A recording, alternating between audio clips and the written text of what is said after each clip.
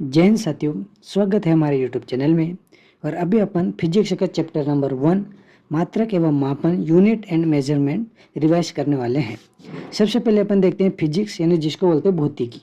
तो भौतिकी शब्द भूत यानी संस्कृत का शब्द है भूत, जिसका अर्थ है प्रकृति। उसी प्रकार शब्द है फिजिक्स। तो फिजिक्स जो शब्द है ये ग्रीक भाषा का शब्द है। किसका है? ग्रीक भाषा का शब्द है। ग्रीक भाषा का शब्द है। ये लिया गया है फ्यूसिस से। यह शब्द लिया गया है फ्यूसिस से, जिसका अर्थ होता है प्रकृति। जिसका अर्थ होता है प्रकृति। उसके बाद अपन राशियाँ। राशियाँ क्या होती है? राशियाँ क्या होती है? जिन्हें मापा या तोला जा सकता है। राशियाँ क्या होती है? जिन्हें हम मापा या तोला जा सकता है। फॉर एग्जाम्पल, जैसे चाल। किसी के चाल को अपन नाप सकते हैं, कितने किलोमीटर प्रति घंटे की स्पीड से वो चल रहा है, कितनी दूरी तय करा वो उसको अपन नाप सकते हैं। समय कितने मिनट में वो भी अपन नाप सकते हैं। तो ये क्या है? सारी राशियाँ होती है। उसके बाद अपन देखते हैं मात्रक। तो मात्रक क्या होते हैं? जिनमें राशियों को तोला या मापा जा सकता है। जैसे एग्जाम्पल, अगर दूरी होगी तो दूरी को अपन काय में नापेंगे? मीटर में नापेंगे। समय होगा, अब समय क्या है? राशि है, तो उसका मात्रक क्या होगा? सेकेंड, मतलब उसको अपन काय में नापेंगे? सेकेंड में। ठीक है ना। उस अगला मात्रक पद्धति। जो प्रमुख मात्रक पद्धति थी वो 3 थी, MKS, FPS और CGS। और जिसमें प्रमुख राशियाँ थी वो थी 3, लंबाई, द्रव्यमान यानी मास, समय और टाइम। तो पद्धति MKS जो पद्धति ये थी भारत में चलती थी। MKS पद्धति भारत में चलती थी। FPS जो पद्धति ये ब्रिटिश में प्रचलित थी। कहाँ पे? ब्रिटेन में। और CGS जो पद्धति वो फ्रांस की पद्धति। कहाँ की थी? फ्रांस की पद्धति थी। ठीक है। तो भारत में जो MKS पद्धति है उसमें लंबाई को काय में नापा जाता था? मीटर में ही नापा जाता था। ठीक है। द्रव्यमान को MKS पद्धति में द्रव्यमान को मापा जाता था किलोग्राम में। काय में? किलोग्राम में नापा जाता था। और समय को सेकेंड में। उसी प्रकार FPS पद्धति में जो लंबाई थी उसको फुट में नापा जाता था। द्रव्यमान यानी मास को पाउंड में नापा जाता था। P से पाउंड, F से फुट। और जो समय था उसको सेकंड में ही नापा जाता था। ठीक है। उसी प्रकार CGS पद्धति में जो लंबाई थी उसको नापा जाता था सेंटीमीटर में। और जो द्रव्यमान मास था उसको ग्राम में नापा जाता था, और समय को सेकंड में। ठीक है। जब इसी प्रकार सभी की जो पद्धति थी नापने की वो सभी जगह क्या थी? अलग अलग थी। तो अलग अलग होने के कारण जब अंतर्राष्ट्रीय लेवल पर व्यापार किया जाता था तो उसमें दिक्कतें आती थी कि भारत वाले बोलते थे कि मीटर में इतने मीटर कपड़ा दो, तो ब्रिटिश में क्या चलता था? फुट। तो उनको समझ में नहीं आता मीटर में कितने फुट होगा। तो इसी प्रकार एक फिर आगे चलकर आता क्या? SI यूनिट, जो अंतर्राष्ट्रीय लेवल पर मतलब विश्व में SI यूनिट है जो इंटरनेशनल लेवल पर काम करती है। देखते हैं नेक्स्ट। उसके बाद आता है SI सिस्टम, SI यूनिट जिसको बोलते हैं सिस्टम ऑफ इंटरनेशनल यूनिट, है ना। मूल मात्रक क्या होते हैं? वे मात्रक जिन्हें व्यक्त करने के लिए किसी अन्य मात्रक की आवश्यकता ना हो। किसी अन्य मात्रक की आवश्यकता ना हो। इससे पहले अपने समझा राशियाँ, और उन राशियों को नापने के लिए क्या होता है?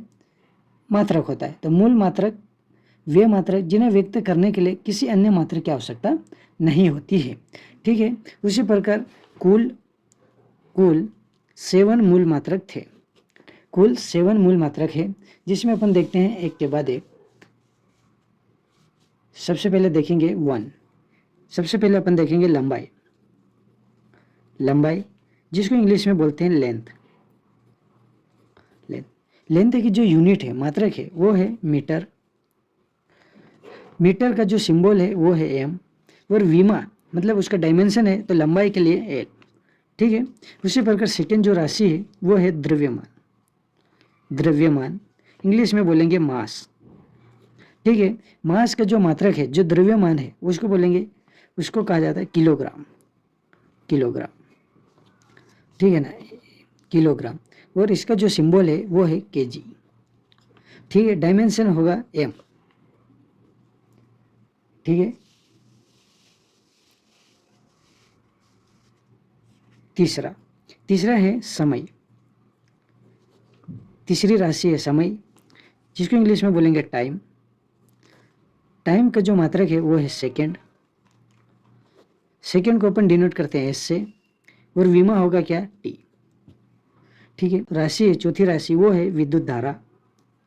विद्युत धारा, विद्युत धारा को बोलते हैं अपन करंट, इंग्लिश में बोलेंगे करंट। विद्युत धारा के जो मात्रक है, जो विद्युत करंट है, उसको नापते हैं अपन एम्पियर में। एम्पियर में, और एम्पियर का जो सिंबल है वो होगा ए, और विमा क्या होगा, विमा भी होगा ए, ठीक है। उसके बाद पांचवी जो राशि है वो है तापमान। तापमान, तापमान को इंग्लिश में बोलते हैं टेम्परेचर। टेम्परेचर को जो यूनिट है, ऐसा यूनिट है, वो है केल्विन। केल्विन, केल्विन को डिनोट करते हैं के से, और विमा होगा के, ठीक है। उसके बाद सातवीं जो राशि है वो है पदार्थ की मात्रा। पदार्थ की मात्रा, इसका जो ऐसा यूनिट है वो है मोल। मोल, इसका जो संकेत होगा वो भी मोल होगा, और विमा भी मोल ही होगा, ठीक है। सातवां है ज्योतिक तीव्रता। ज्योति तीव्रता, ज्योति तीव्रता के जो यूनिट है वो है कैंडेला। कैंडेला, और कैंडेला को अपन डिनोट करेंगे सीडी से, और विमा भी होगा सीडी, ठीक है। देखते हैं नेक्स्ट, व्युत उत्पन्न मात्रक। व्युत उत्पन्न मात्रक क्या होते हैं, ऐसे मात्रक जिन्हें व्यक्त करने के लिए मूल मात्रक, जो अपन ने 7 मूल मात्रक देखे हैं, मूल मात्रक की आवश्यकता होती है। यानी व्युत उत्पन्न मात्रक वे मात्रक होते हैं जिन्हें मूल मात्रक की आवश्यकता होती है। फॉर एग्जाम्पल, चाल। अपन ने जब मूल मात्रक पढ़े 7, उसमें से अपन ने चाल तो पढ़ी ही नहीं, लेकिन जो चाल है वो कहाँ से निकल के आएगी, चाल के जो यूनिट्स अपन कहाँ से निकालेंगे, तो मूल मात्रक से निकालेंगे। तो चाल बराबर क्या होता है, दूरी बटे समय। दूरी बटे समय, speed equal to distance upon time, ठीक है। डिस्टेंस को अपन नापेंगे ना, डिस्टेंस यानी दूरी, दूरी को अपन काय में नापते हैं, मीटर में, तो मीटर। टी मतलब टाइम, और टाइम को अपन काय में नापेंगे, सेकेंड में। तो इसकी जो यूनिट हो गई वो क्या हो गई, मीटर प्रति सेकेंड। जब नीचे की चीज़, जब ये है नीचे की चीज़, जब ये ऊपर जाएगी तो क्या हो जाएगी, माइनस, तो ms -1 मीटर प्रति सेकेंड, ठीक है। चाल, स्पीड की जो यूनिट है मीटर प्रति सेकेंड, ठीक है। नेक्स्ट देखते हैं, अब अपन देखने वाले हैं संपूरक मात्रक, जिनको बोलेंगे इंग्लिश में सप्लीमेंट्री यूनिट। सप्लीमेंट्री यूनिट में 2 चीज़ें आती है, पहला है एंगल, जिसको बोलेंगे कोण, और सेकेंड है घनकोण। घनकोण जिसको बोलते हैं सॉलिड एंगल। ये सिर्फ अपन को याद रखना है, ठीक है। एंगल की जो यूनिट है उसको बोलते हैं रेडियन, और घनकोण है उसकी यूनिट है स्टेरेडियन। इसकी जो यूनिट है वो है स्टेरेडियन। संपूरक मात्रक सप्लीमेंट्री यूनिट्स, पहले है एंगल कोण है, उसका जो यूनिट होगी वो है रेडियन। सेकेंड घनकोण की जो यूनिट है वो है स्टेरेडियन, ठीक है। अगली चीज़ अपन देखते हैं सदिश राशि और अदिश राशि। सदिश राशि क्या होती है, वे राशियाँ जिन्हें व्यक्त करने के लिए परिमाण एवं दिशा की आवश्यकता होती है। वे राशियाँ जिन्हें व्यक्त करने के लिए परिमाण एवं दिशा की आवश्यकता होती है। दूसरा है अदिश राशि। अदिश राशि क्या होती है? वे राशियाँ जिन्हें व्यक्त करने के लिए दिशा की आवश्यकता नहीं होती है।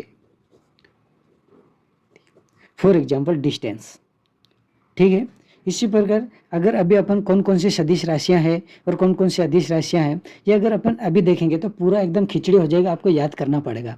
तो जैसे जैसे अपन चैप्टर क्लियर करते जाएंगे वैसे वैसे उसमें जैसे कि अपन विद्युत धारा पढ़ेंगे तो वहाँ पे पढ़ लेंगे कि विद्युत धारा है वो सदिश है कि अदिश है। उसी प्रकार अपन प्रतिरोध पढ़ेंगे तो प्रतिरोध किसी राशि अदिश है सदिश है। तो वैसे जैसे मतलब चैप्टर अपन पढ़ेंगे उसमें ही उस चैप्टर की राशि को भी क्लियर कर लेंगे कि वो सदिश है या अदिश है।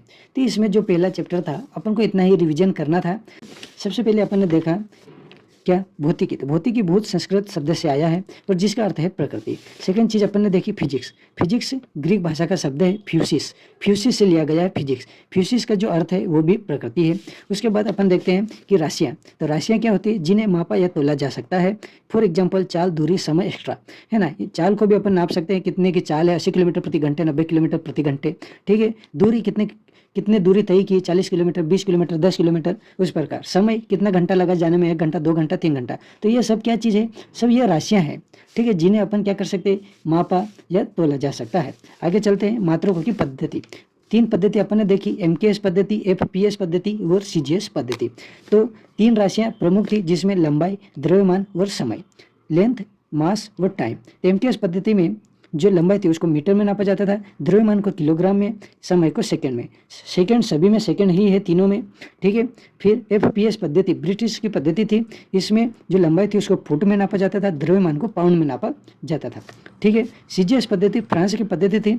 इसमें सेंटीमीटर लंबाई थी उसको सेंटीमीटर में और द्रव्यमान मास था उसको ग्राम में, और जो समय है उसको तो सेकंड में, तीनों में ही नापते थे।